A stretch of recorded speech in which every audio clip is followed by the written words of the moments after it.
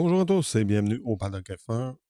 Aujourd'hui, petite capsule suite à la nouvelle qui est sortie dernièrement, que la FIA a tout simplement décidé de lever ses sanctions sur les concurrents russes et biélorusses. Parce que oui, la FIA avait mis des sanctions. Tout ça découle, bon, faut remonter là. En 2022, lors de l'invasion de l'Ukraine par la Russie, il y avait une seule écurie qui avait non seulement un commanditaire russe, mais un pilote russe.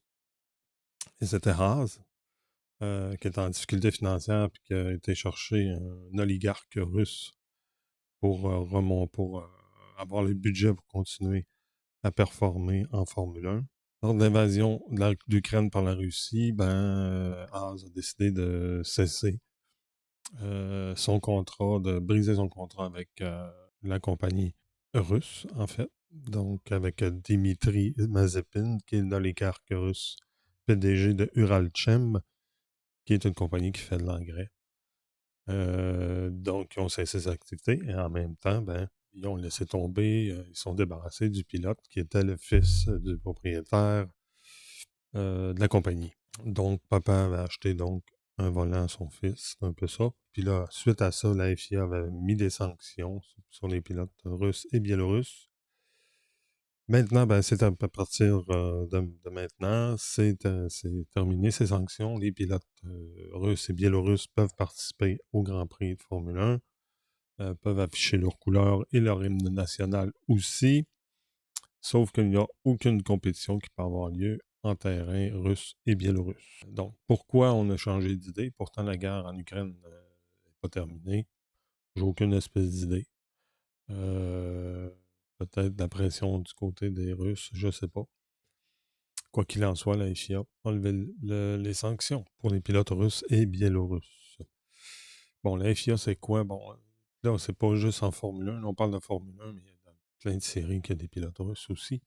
Il faut se rappeler que la FIA gère la F1, la F2, la Formule E, le championnat mondial de rallye, le championnat mondial de rallye raid, comme le genre Paris-Dakar, et le championnat mondial d'endurance. Donc, ça m'a amené à penser aux pilotes payeurs qu'on appelle des pilotes payeurs. Il y en a depuis longtemps en Formule 1. Il y en a de moins en moins, mais quand même.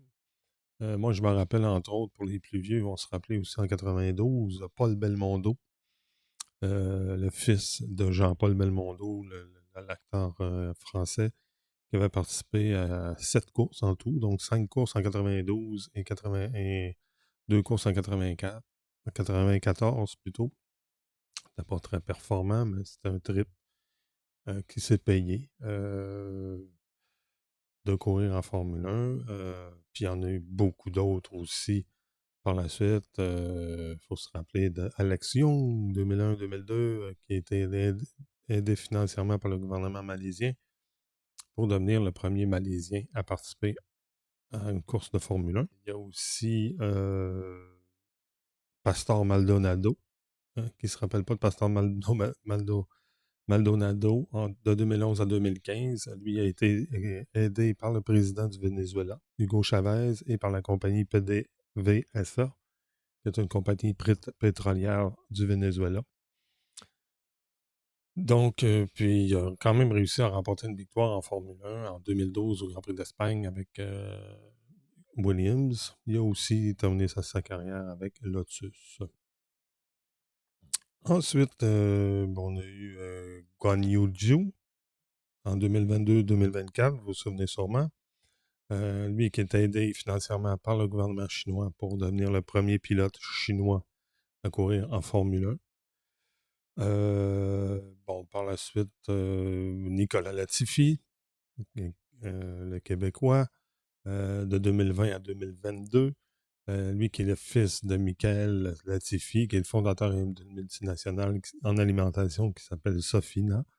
Donc, c'est papa qui a payé son volant.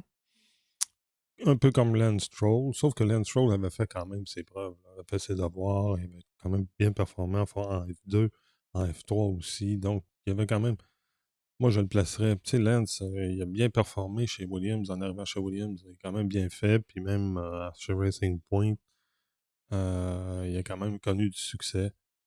C'est plus difficile depuis Aston Martin. Je pense qu'il a peut-être perdu sa motivation, tout simplement. Mais j'ai de la difficulté à le catégoriser avec les autres pilotes que je viens de nommer. Ensuite, qui a eu comme pilote payeur, il y a eu Nikita Mazepin, le fameux fils de Dimitri Mazepin, l'oligarque russe, qui a couru chez Haas, en fait, en 2021. Il a fait aucun point. Mazepin n'était pas un très bon pilote. Faut le dire, il n'avait pas sa place en Formule 1, ça c'est clair, net et précis.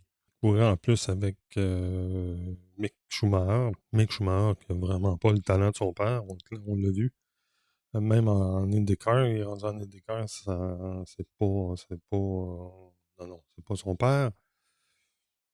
Et pour revenir à Mazepin, ben, en 2021, il a fait aucun point. Il a été plutôt mauvais, je dois le dire. Tellement que c'est des têtes à queue, des sorties de piste, tellement que les gens, on l'avait surnommé Mazespin, parce qu'il faisait beaucoup de tête à queue. Mais bon, en 2021, c'est ça. Il n'était pas très bon. Puis c'est surtout le pire, c'est surtout que c'est jamais de sa faute. C'était toujours de la faute de la voiture. Donc, il y a un petit peu de difficulté à avouer ses torts. Je te dirais que ça va chercher un petit peu Latifi. J'ai pas parlé beaucoup de Nicolas Latifi, qui lui non plus n'avait pas sa place en Formule 1. Il y a eu quand même des succès en GP2, je pense, ou en GP3,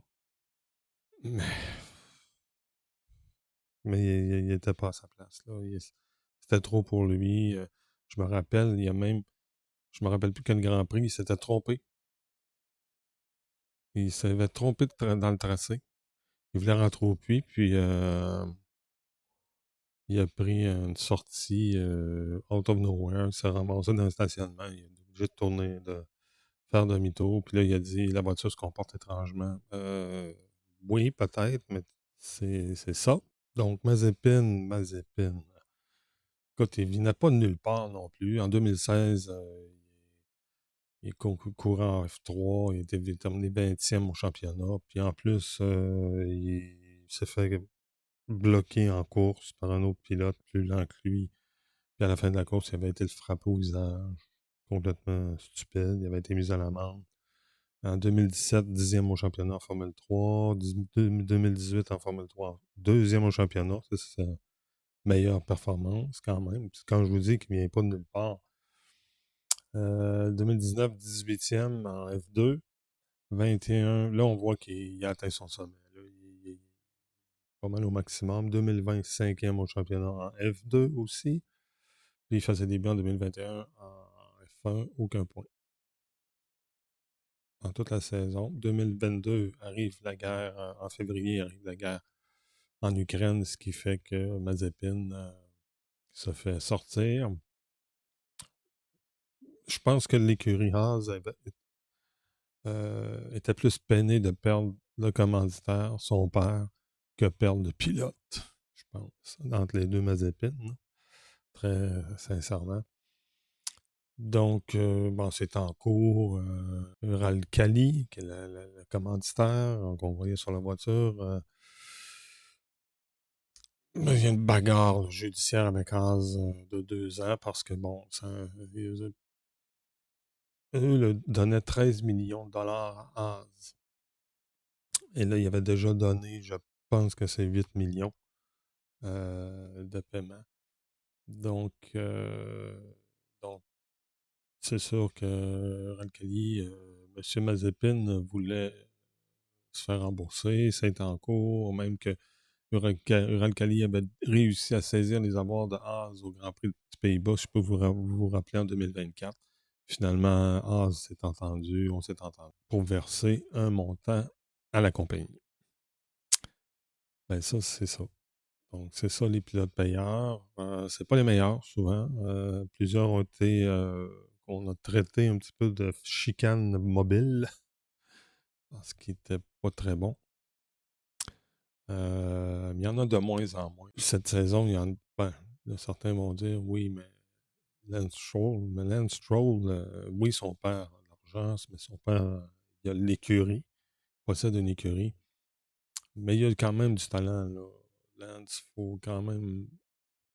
Oui, il fait pas toujours des bonnes choses, il n'est pas constant, mais il a du talent. Il s'agit qu'il retrouve cette petite flamme-là qu'il a perdue. Je pense qu'il n'y a plus de motivation, mais que s'il retrouve sa motivation, je pense que ça pourrait bien aller.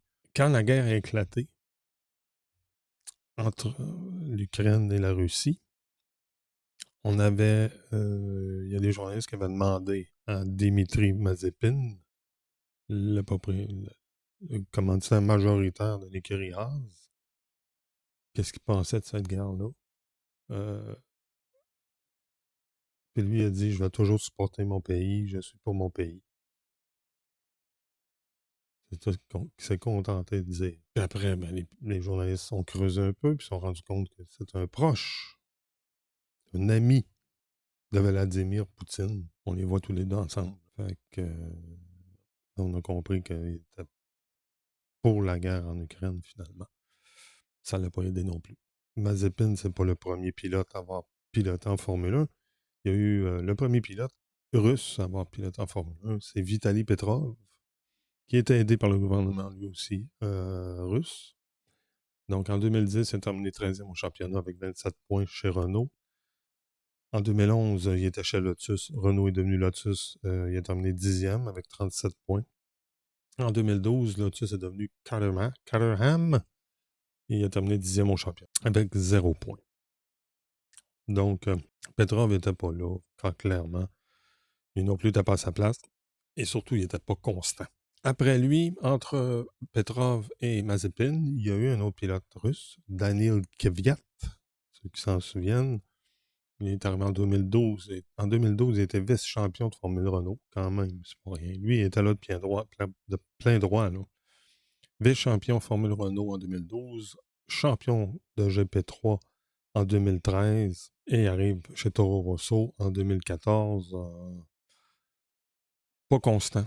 Tout simplement. Il peut faire une belle performance et finir ça dans le mur. Belle qualification, puis scraper sa course. Pas très confiant, mais il y avait un certain potentiel. Avec la voiture qu'il avait, il aurait dû faire mieux. Malheureusement pour lui, en 2016, il va perdre son volant avec l'arrivée de Max Verstappen. Il va réussir 3 podiums en 110 courses. Alors qu'il était chez Toro Rosso, peut-être c'est normal, mais il a roulé chez Red Bull aussi. D'ailleurs, c'est Max Verstappen qui a volé son volant. Et il n'a pas juste volé son volant, il a volé sa blonde aussi. Max Verstappen est parti avec le volant de Daniil Kvyat et avec sa conjointe, avec qui il est encore aujourd'hui.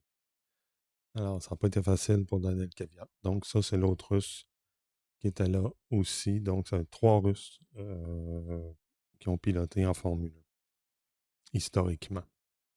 Donc, c'est un peu ça. Je voulais parler de cette sanction qui avait été élevée par la FIA, dont on ne connaît pas la raison. Pourquoi il y a encore une guerre, à ma connaissance, il y a encore une guerre en Ukraine, mais bon, les pilotes russes peuvent piloter en Formule 1, en F2, en Formule 2, bon, tout ce que gère la FIA, en fait.